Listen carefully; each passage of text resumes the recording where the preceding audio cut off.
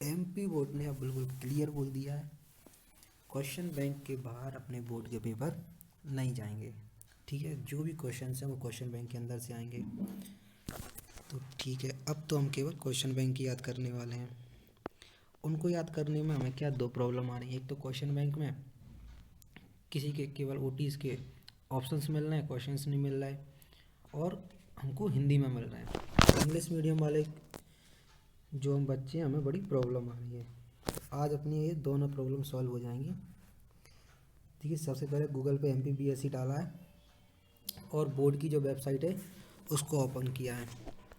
इसमें हमने जो विद्यार्थी स्टूडेंट नाम से ऑप्शन आता है उसको ओपन करना है।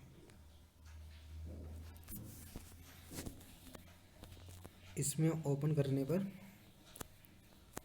हमको क्वेश्चन बैंक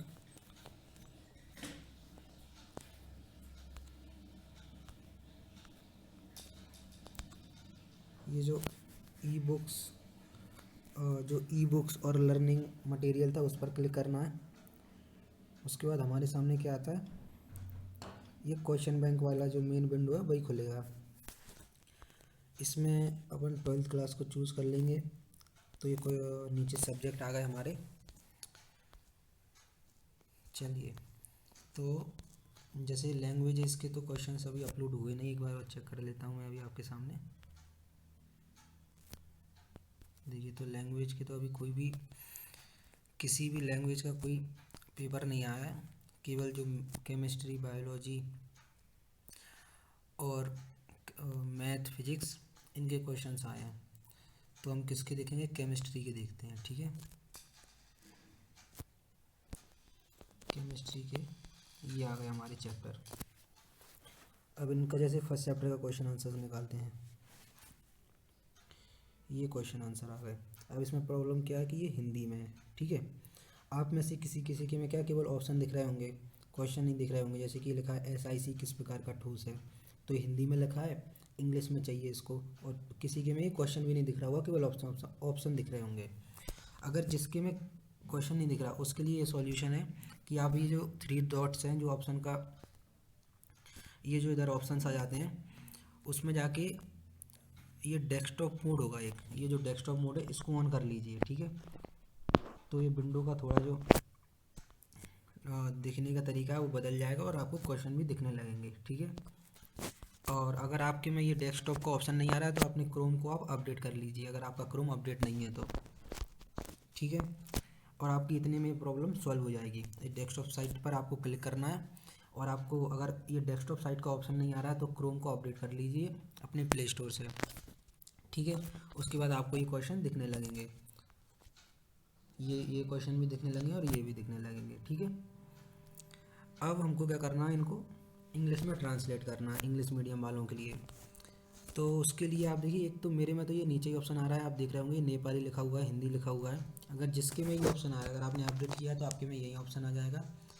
यहाँ पर जो मोर लैंग्वेजेस है वहाँ पर जाकर नीचे आपको इंग्लिश पे क्लिक करना है केवल। ठीक है, और ये इंग्लिश पर क्लिक करते ही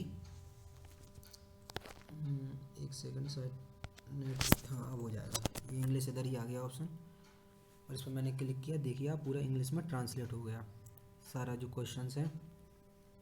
ये जो नॉलेज टेस्ट है ये भी इंग्लिश में ट्रांसलेट हो जाएंगे। ठीक है, इसमें एक थोड़ी सी प्रॉब्लम क्या है कि ये ट्रांसलेट कोई ऐप ने तो किए नहीं है, ना बोर्ड ने किए हैं, ये तो गूगल ट्रांसलेटर ने किए हैं। तो कहीं कहीं मतलब अपनी 90% प्रॉब्लम सॉल्व हो गई। जो हिंदी का हमको 10% समझ में आ रहा था और 90% समझ में नहीं आ रहा था, अब ऐसा है कि 90% तो उन्होंने सही ट्रांसलेट किया गूगल ने, कहीं 10% वो थोड़ी गड़बड़ हो जाती है क्योंकि ये अपनी बुक की लैंग्वेज है। और आप समझ रहे होंगे कि अब केमिस्ट्री को वो थोड़ा बहुत तो गड़बड़ हो गई। ठीक है, तो 10% हमको थोड़ा सा दिमाग लगाना पड़ेगा या टीचर की हेल्प लेनी पड़ेगी।